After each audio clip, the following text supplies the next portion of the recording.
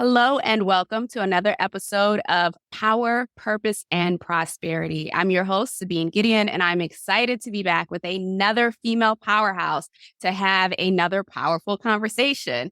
So if you are completely new to me, again, Sabine Gideon, host of the show, also the CEO of Gideon Enterprises, a professional development firm where we support individuals and organizations in leveling up in terms of their skill set, in terms of their leadership and their careers.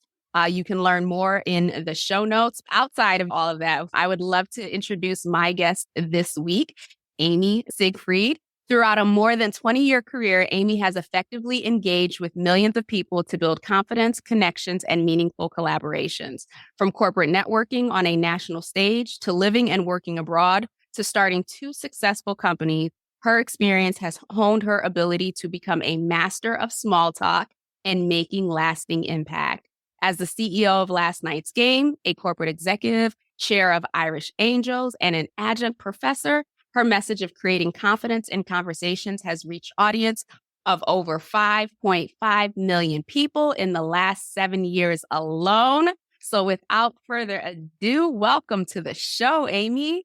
Thank you. Thanks for having me, Sabine. Absolutely. Absolutely. For the purposes of the audience, I would love for you to share, Cliff Notes version of your career journey and what led you to the work that you're doing today.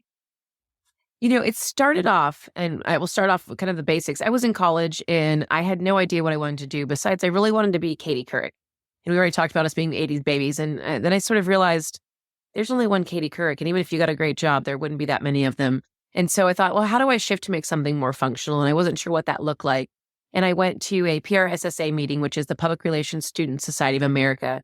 And they have a professional chapter for professionals. And the Arizona Diamondbacks were coming in that day to speak about what they do and bringing in their PR person. And little did I know, my future boss walked in and she talked about how the work that she does at the Diamondbacks in community relations and how they give back to the community and they take care of player programming, hospital visits, things like that. And I thought, wow, this is something I had no idea existed. Blew my mind, applied for an internship, got the job, and worked my butt off, as we all do as interns, worked my butt off, and had a full-time job before I left college. And so I stayed with the team. I love the world of sports. I'm a terrible athlete. I should note that. Terrible athlete. But I really enjoy the world of sports. And so one day I was at a game, and I was with one of my girlfriends who works in manufacturing. And she said, well, why are the guys running off the field? And I said, they have 3 outs. And she said, what's an out? I was like, okay, well, let's dive right in. We'll start in the beginning here. But what I came to realize is that I didn't realize the advantage I had in my career of being able to talk sports and how that had carried me through my relationship building in my career. I worked in community relations and community outreach nationally for a part of my career. My husband and I moved overseas to Singapore for 2 years where I did marketing and advertising and where food and sports was this common language that you could speak and talk to everyone about. And so it sort of became this vein through my career, if you will. And then when we moved back to the US from Singapore, I couldn't find a job. It was right before Christmas and no one hires right before Christmas. And so I thought, hey, I had this idea a long time ago when I had that aha moment with my friend of how do I teach people about the world of sports, but in a very conversational, easy way. We don't need to talk about statistics. So that's kind of where Last Night's Game came in, and it's kind of flowed into its own little animal and allowed me to really open up a lot of doors and do a lot of great things, which has been a lot of fun. Awesome. Awesome. And I love that. And I was sharing this with you earlier as I was, internet stalking you and seeing some of your content. I was just like, oh my gosh, I wish I knew her, or I wish I knew of this back when I was in corporate, because I am your friend, that person who was just like, I'm sorry, what does the 50th line mean? Like, what is that? Like, I told you I watched the Super Bowl only so I had something to talk about, the following week with someone. And then I at some point I was dating someone who was really, really into sports. I grew up in Connecticut, so he was a Patriots fan. And so I had to become a Patriots fan. And also he played hockey. And so I had to learn about hockey. So it was really just like a means for me to be able to have conversations with the people who are in my circle. So I love that you've created a platform to help do that. But we also know that it goes beyond just knowing the details of the sports, right? when it comes to navigating organizations or navigating different communities and networks, to your point, sports, food, some of the things that we all have in common and we all know, those are things that come up. Women in particular, we are often left out of those conversations because that's just not always the focus of us. That's not to say that all women are into sports, but it may not be the first thing that we bring up. So as you've been doing this, what are some of the feedback that you've gotten from other women, especially women in corporate, who have realized that, wow, this has been very helpful for me? Or have they been like, I'm still scared to like dig into it because it seems overwhelming? I think you get a little bit of both. And I will say about 25% of our followers and our subscribers to our newsletter are men. And they're men who don't watch sports, don't care about sports, but know that they also need the same armor to go into a conversation. We have one guy who actually messaged me and said, hey, I read before I go into the barbershop because that's all they talk about. And I don't pay any attention to sports. And I thought that was just a really fascinating perspective that you're right. It's not just women. It's everyone we all have our area of expertise, right? We're great at our own areas. And so I think that's really a critical piece of this. And I look at sports as this opportunity to be another tool in your tool belt of success, right? I think for me, sports is that great connector. It's something that you can start a conversation with. We've had a lot of people there was one message I received from someone, she worked in a cube land, right? And the guys would always talk sports over her. And someone told her about last night's game, and she started following us on Instagram and getting our daily conversation starters. And she said at one point they were talking about something and she chimed in and she goes, oh, is that because they won because of XYZ? And they were like, how did you know that? And then she sort of just sat down like confident, like, okay, never mind. I'm just going to keep on in my own little world. But it gave her that opportunity to be a part of that conversation. And the guys then started to incorporate her. And what I really preach to people and really talk about is sports is this great segue into so many other conversations. So if you're in a networking event and you say, let's say you're in Chicago and you're like, what, did you catch the Cubs? The Cubs are having a terrible season. Whatever you want to talk about. Someone's talking to you about that. You say, what? I love going to Cubs games. Where do you like to go before Cubs games? What do you like to get at the Cub games to eat? Do you ever travel with them on the road? Like there's so many opportunities to take a sports conversation and turn it into travel, turn it into food. You can turn it into business. And I think that to me, it's the ultimate conversation starter that's still a safe thing to talk about because there are so many things we can't talk about these days that it's besides the weather, it's one of your few safe ways to start a conversation and join in. And then you navigate it to something that you're really comfortable with. And if that's fashion, that's an easy diet. That's an easy left-hand turn out of sports as well. And so it really does make it an easy way to start a conversation. Agreed. So it made me think of two things, and then it'll actually be a great segue to the next layer of this conversation. It was, I don't know, 6 months ago, like time comes and goes for me now. But there was an article, and I want to say it was in either Wall Street Journal or something like that, where it was basically saying that if more women want to advance or want to move up in their careers, then they should learn golf. And I can't remember which, it was a major publication that said that. And of course, there was a lot of backlash around that. Like, why is it that we have to do something that we may not enjoy? Or why are we being penalized in our career because we're not participating in this particular sport? And it took me back to early in my career, being in a financial services organization. Literally, I had a senior leader say that to me. That's where all the business happens. That's where all the conversations happen. So if you're not there, then you're missing out. And again, at that point in my career, I was like, I'm not playing golf. Like, there's nothing fun about that. But it's interesting to see nearly 20 years later, that is still a stumbling block, if you will, or a perceived stumbling block for women to be able to advance in their corporate careers because they're not out on the golf course at 7:00 in the morning, shooting the breeze with their male colleagues. Mm-hmm. No, you're absolutely right. And it's really interesting because we've been having this conversation just in general over at my role as chairwoman for IrishAngels is if we're doing things to incorporate women, we can't start things at 7 a.m. because so many women have children to drop off at school and you can't drop them off until usually 7:45, 7:30, 8 o'clock. So we're looking at it from that perspective of, let's say, not even including the golf course, but that's a huge piece of how do we set our whole team up for success. And I actually started taking golf lessons just for the reason that you talked about, right? I wanted to be able to be a part of that conversation. I wanted to be able to jump in on that golf team in a tournament, whatever that might be. And I struggle with it. I really do. And I personally struggle with it because A, it's really hard to learn something new as an adult. B, as a woman, you have so many other obligations on your time, especially with the family and whatever else you might have on there, to add in another layer of carving out an hour for a lesson and you've got to go play. There's a lot to it. And so I completely respect that. I do agree that you do have to figure out how to have a presence somewhere.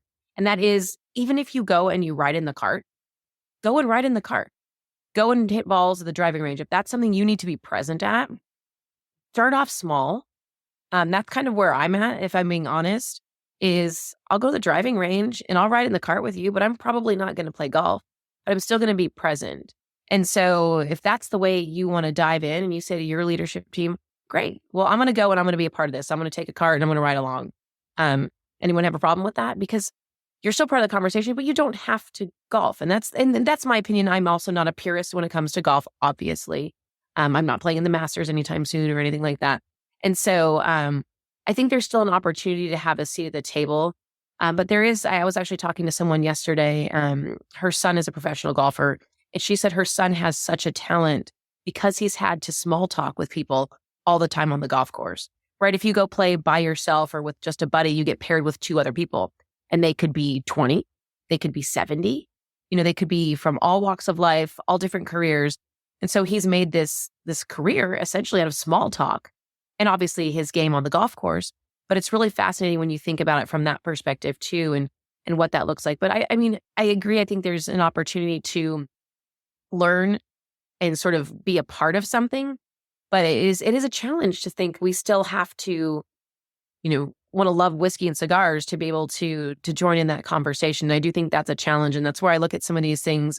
If we can get in those conversations in the office where we're now giving ourselves just a little bit of extra merit, a little bit of extra one extra point up, I think that is important because once again, it puts you on a different level and you're seen as a different level. And that's, as much as I hate to say that, it's a true point. And unfortunately, that's something we still battle. Yeah. Yeah. And the other piece too, and it's quite expensive, or it can get quite expensive. So it becomes a prohibitive game or opportunity for a lot of people in the workplace. Right. And so it's just kind of like this, at some point, we just have to reevaluate, okay, how do we as women, like you said, take that conversation inside? How do we create those spaces? I'm a big proponent of networking and building your network and building your social capital. And oftentimes we reduce networking to, oh, I'm going to an event. Oh, LinkedIn, where it's just like, no, this should be part of your job. This should be something that you have incorporated and are intentional in the day-to-day to have those conversations with senior leadership that can be on something that, you have some level of common ground or some common interest. No, I absolutely agree. And it's really interesting. And one of my roles, I serve as an adjunct professor. And actually just yesterday, I put together a whole slide deck about networking because I ran a poll in the beginning of the class of the semester. And 86% of them were uncomfortable with networking. And so I sat down with them and I said, hey, okay, let's talk about A, what makes you uncomfortable, but B, what is networking? Networking is building relationships. If that's you and I going to grab a cup of coffee, it feels much more genuine than going to an event and handing out a business card. But that is networking. It's all relationship building. So I said, keep that in mind when you're putting this sort of scary hat on about networking. It's not scary. It's making relationships. It's creating relationships. And it's really fascinating when I talk to them about how you do that and how you do that genuinely and how you find a champion for you, because you need to make a friend before you need a friend. It's kind of what I've always kind of had, that mindset of you're going to need to invest in other people. And then one day you might need something, whether that's a job, whatever that might be. But someone to pick your kid up from school, but you need to invest in that in order to be able to withdraw at some point. And so I said, whether you're in your environment now as a student, whether you're in your environment now in the corporate world, whatever you're doing, make a friend, go find someone. Because I said, I think the biggest thing too is also keep in mind, everyone brings something to the conversation. So you and I may sit down and you're thinking, oh, I might be able to get, I don't know, XYZ out of Amy. And I'm thinking, oh, I might be able to learn XYZ from Sabine. we're both bringing something to the conversation. I don't care if you're 20 meeting with a 70-year-old, you're both learning from each other. And I think that's that mutual beneficial circle where you're not bothering someone. And I think it's that some of us are so programmed to think we're bothering someone, where it is really truly, it's a mutually beneficial conversation, because I learn so much from my students and their friends that they send my way to learn from me. And like, I learn so much from them, forget what I give them. This is just me, right? This is what we do. And so I really do think that we all need to remember there's a reciprocal factor to networking, and it's relationship building, not just that one way sort of transactional situation. And I think that does put it in a whole different perspective. Absolutely. It's that mindset of, making deposits before you make withdrawals. But again, people are often wait until they need to make a withdrawal to be like, oh, wait a minute, my balance is empty. Right. Right. And also, too, for the women who are in corporate, this is how you build those relationships to get those sponsors, Mhm. to get those people who are mentioning your name behind closed doors. You can't walk up to someone and be like, hey, can you be my sponsor? It doesn't normally work that way. It is a progression of a relationship that is built, and a trust, if you will, that they can put their name behind you. So as we shift gears a little, obviously this conversation is about how to help support women and giving them a tool like being able to talk about sports or being able to expand their network or include networking in their day to day.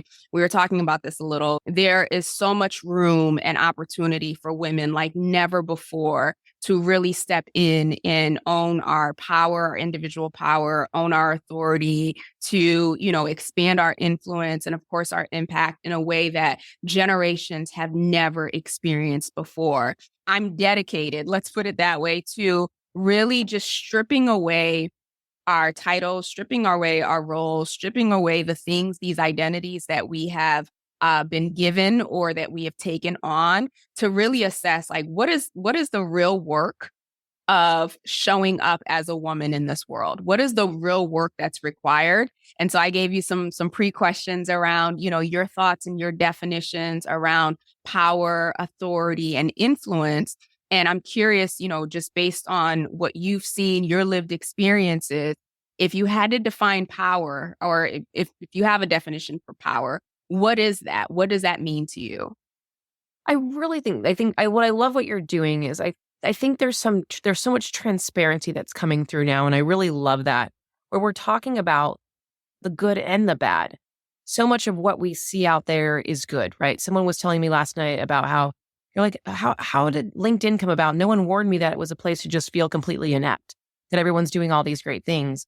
That's what LinkedIn is, right? We're not going to, you don't share necessarily your flaws, but I think you're starting to see that. And I am all for being the first one to raise my hand going, I screwed up. I'm not good at this, whatever that might be.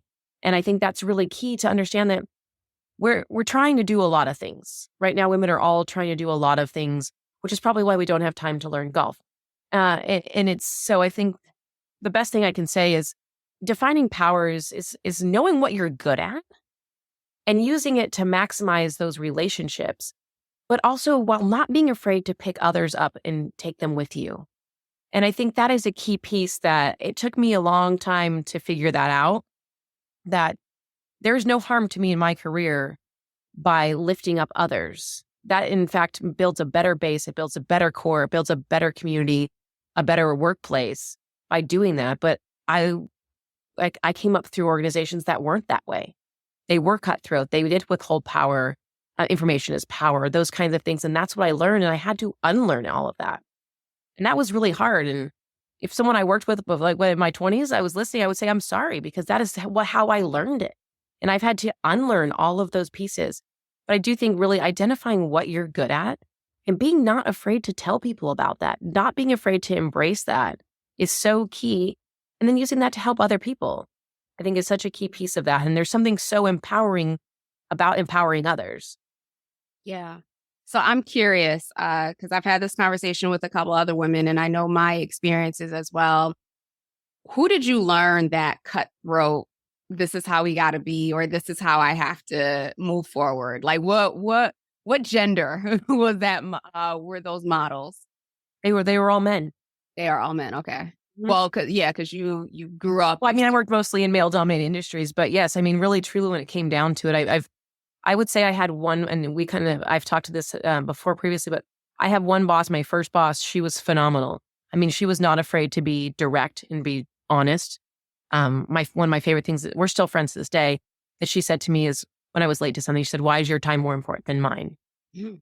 And it was just that equalizer, right? And so, um, yeah, I've struck. That was my first and last phenomenal female boss.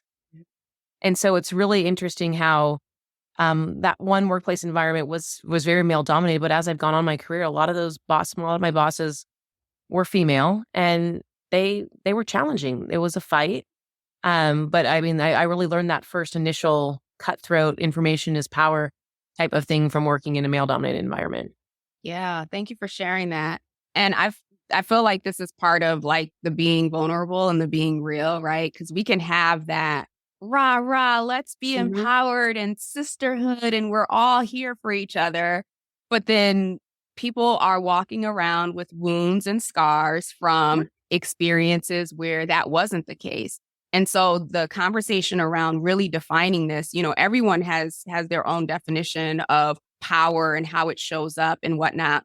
But the truth of the matter is, depending on whether you see power as something that is power over others, or you see power as power with, in collaboration, which I believe is what we as women, it's our natural tendency. Not that Mhm. we can't extend or stretch to that other one, but our natural tendency is around power with. And so, the purpose of this conversation is to help those who are listening really start, if you haven't already, define for yourself, what is power? Are you afraid of power? Do you embrace power? How do you show up? Is power something that you believe is sourced internally, or is it something that's sourced externally? Let's have these conversations, because as I've shared before, we have this window in which it's going to open up for more of us to have or to be in those seats of power. And so it's not just about being in the seat of power, but when you're there, how are you going to show up and behave? It's like that thing with money, right? It was just like money doesn't change people. It just exposes more of who they were already before they got the money. And so I'm really challenging the audience here to expand their own awareness within themselves of how they relate to power. And so with that, I know another word that either gets women to like cringe or embrace, or they're a little curious, is really the word authority. Because depending on your experiences, that may have a good or not so good context for you. So I'm curious, when it comes to authority, how do you define that? Authority is really interesting. I think authority, if done right, is truly the power to make a bold statement, right? To about or make a change. Like if you have authority, you are able to make something happen, right? We look at a police officer who has authority to execute the law. You have, a CEO who has authority to make decisions and make things happen. It is an opportunity for you to make things happen.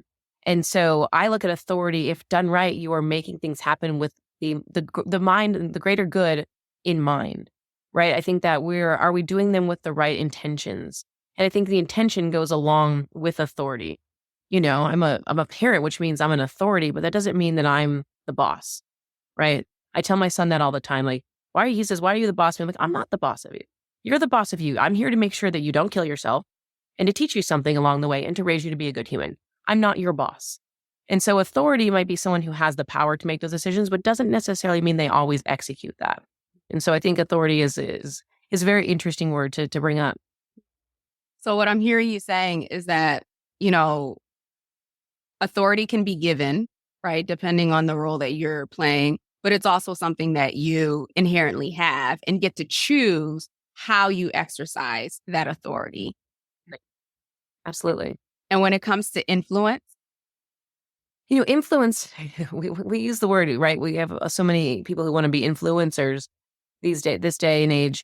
And it's really fascinating because influence, I look at it that it once again, it's something that can be used for bad or good, right? And for me, it's important to do what I say I'm going to do and be that positive influence, right? I want the people who I associate with to see me as that person who does the things I say I'm going to do.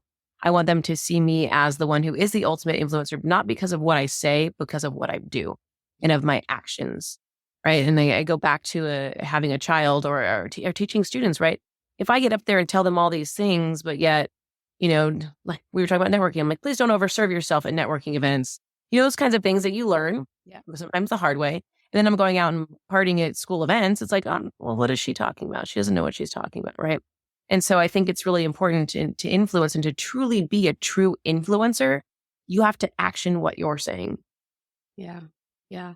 And I would even add to that in a way, I mean, obviously you are influencing, but influence shows up in so many different ways, right? So you saw an opportunity to educate women or your friend initially, but other women out there. It's supporting men as well, right? So it's gender neutral in the work that you're doing, but you're also in a way, just by sharing this information, influencing people who, otherwise wouldn't even have time to go look up like, okay, well, what was the score for this? Or, was that a Birkin? I forget who it was, but like he had the Birkin bag and everybody was Christian McCaffrey. Yep. Super Bowl.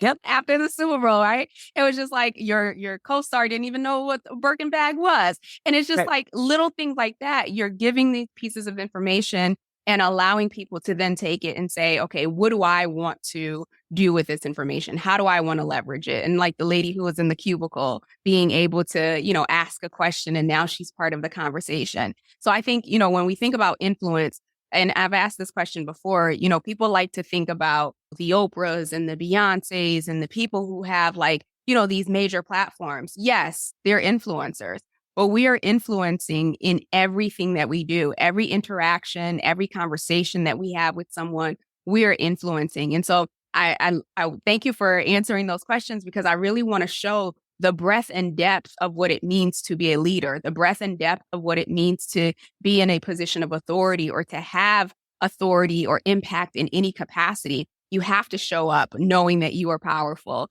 You have to be okay with exercising authority in whatever that looks like for you. And you have to be willing or have the understanding and the awareness that everything you do is influencing someone somewhere, regardless of whether you see it or not. So thank you for that. And then, as we go into purpose, right? Purpose is another one of those words where like people share and people are always like, I don't know how to define purpose. And I don't know that there is a definition for purpose, even though everybody will swear that they have one.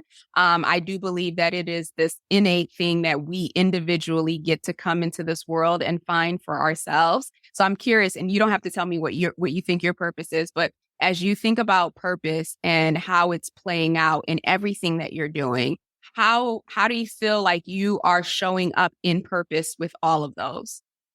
I think this ties in kind of what we talked about, and it talks into purpose is what I found the further and the more I've gone along throughout my career is to be genuine. And if you're genuinely excited about something, like purpose to me is something that makes getting out of bed worthwhile, right?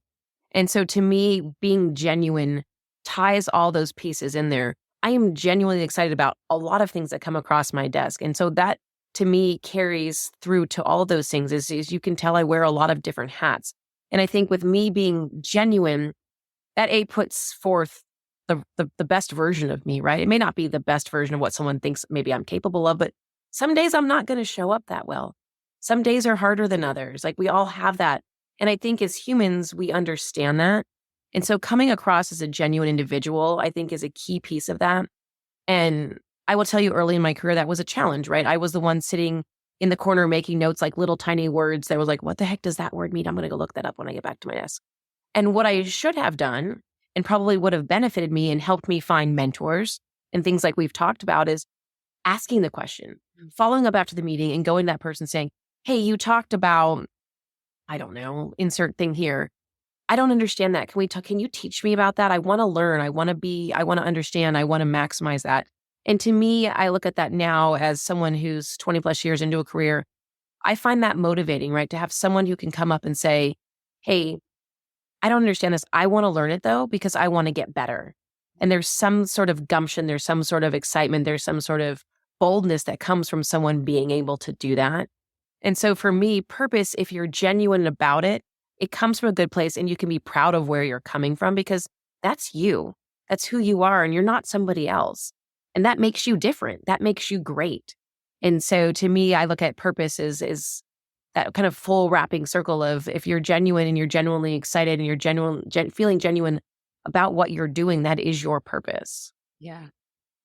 Girl, I think we could have a whole conversation around that, being afraid to, ask or not know the answer, right? Like that fear that we as women, like, if I don't know that the answer, I'm somehow incompetent. And it's just like, it's not what it means. But thank you for bringing that up, and thank you for sharing.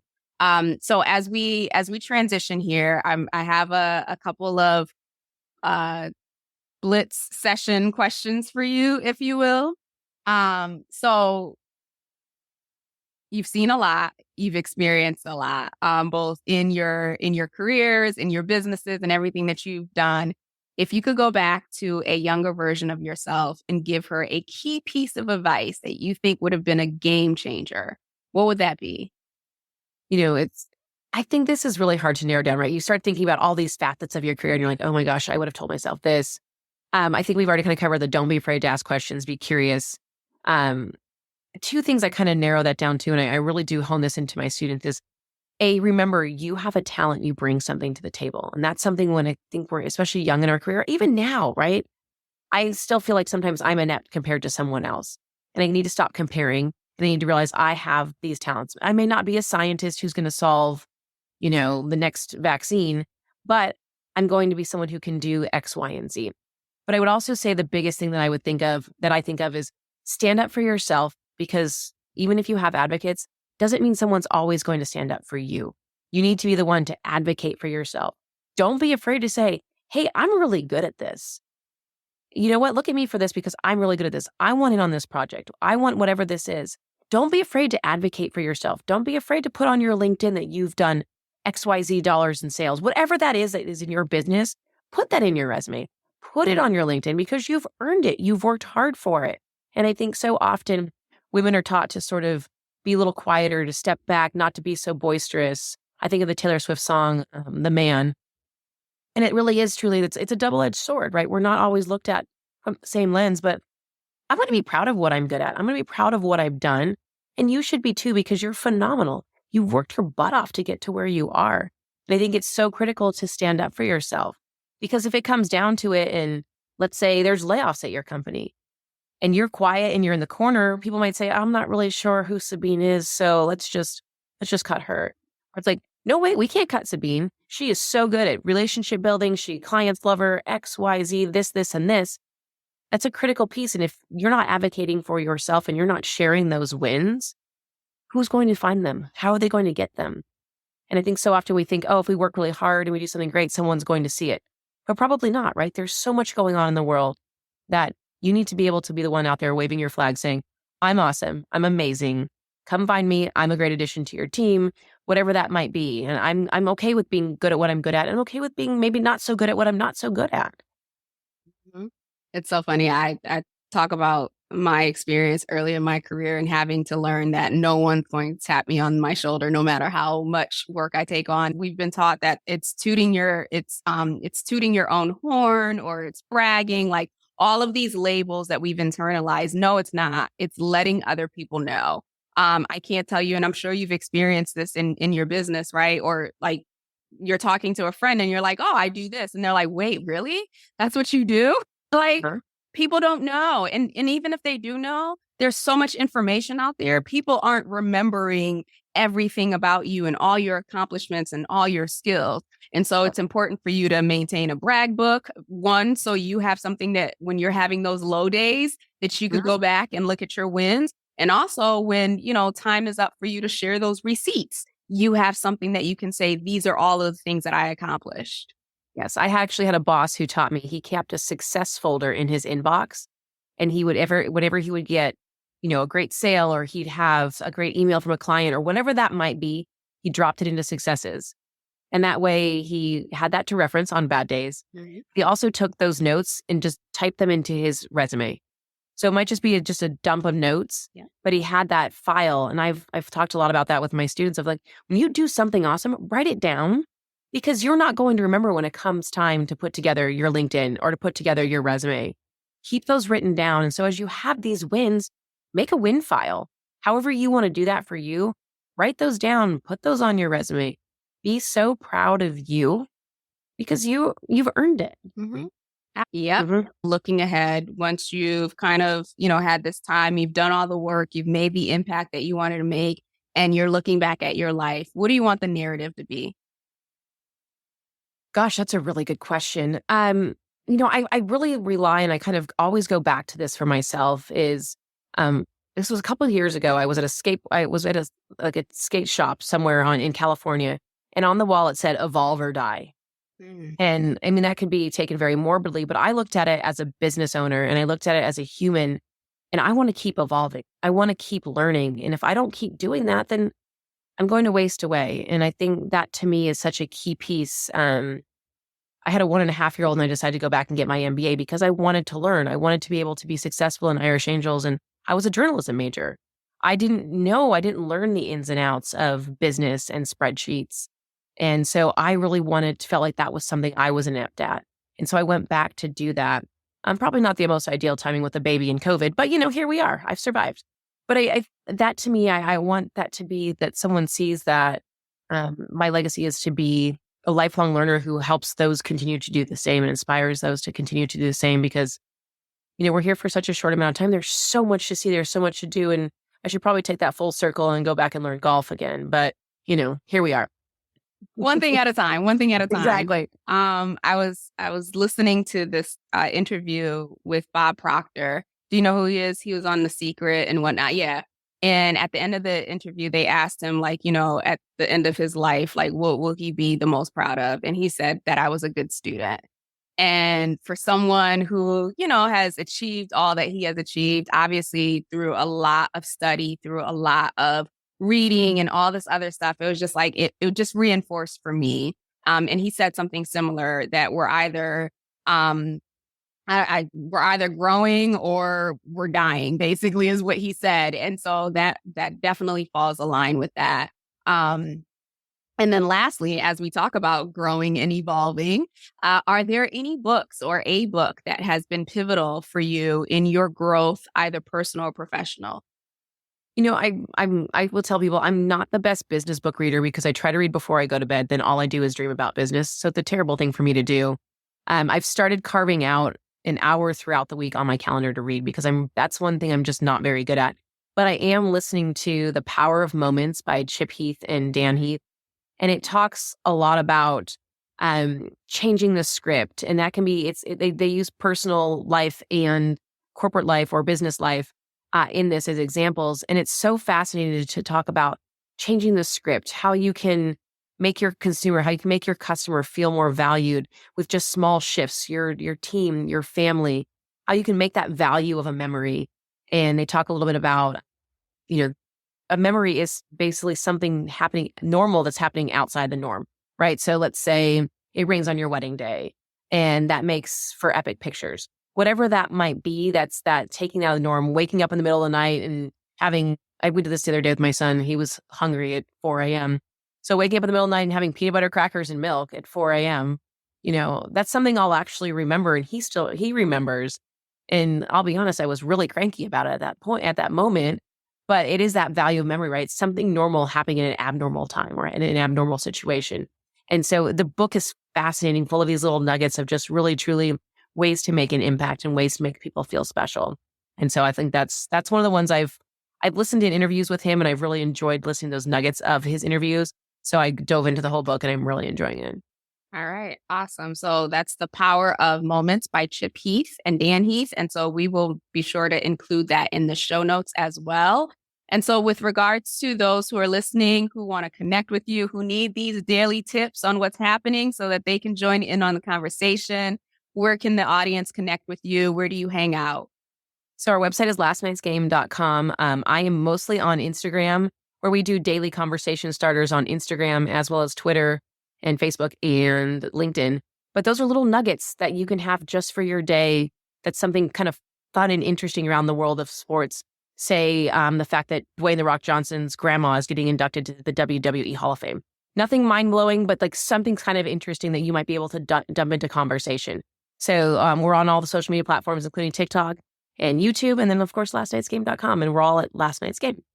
Awesome. Awesome. And so, and I'll include all of your links and all of the profiles there. And I'm telling you, the Instagram, I was just going through and I was just like, oh, I didn't know that. Like the take me out to the ball game thing that you had, that I didn't know that was just a chorus for a very long song, apparently, or very long detailed song. So I learned something on there on a regular basis. So I kid you not, it could be something really quick. It's only under a minute. So you can learn, you can hear about it, and that could be the conversation starter for you to use at your next networking event or meeting, or, stop at the coffee station with someone. Awesome. And so before I let you leave, anything else you have going on that you want to share with the audience? We also have a podcast. Sports Curious podcast comes out 3 times a week. Our Monday and Friday ones are very short and sweet, about 3 minutes to get you wrapped up from the weekend, going in the week, and then get you set up for the weekend. And then we dive into a deeper topic on Wednesdays, which is typically about a 20-minute podcast. We believe in short and sweet and entertaining because we all have so many other demands on our time. So let's keep it short and sweet and fun. Okay, this is the question for me. Is there always a sport happening? Like, is there ever a season or a period where like there are no sports events taking place or series? There used to be. So it typically was in July. There was one day where there were no major professional sports. And that by that classification, that's men's baseball, that's baseball, basketball, hockey, or football. But now, because we have so many leagues and so many things, like the WNBA's always play on that off, like there's always something happening. And I can tell you there's not usually a day where there's not some big sport happening. Okay. All right. Look, I keeps us busy.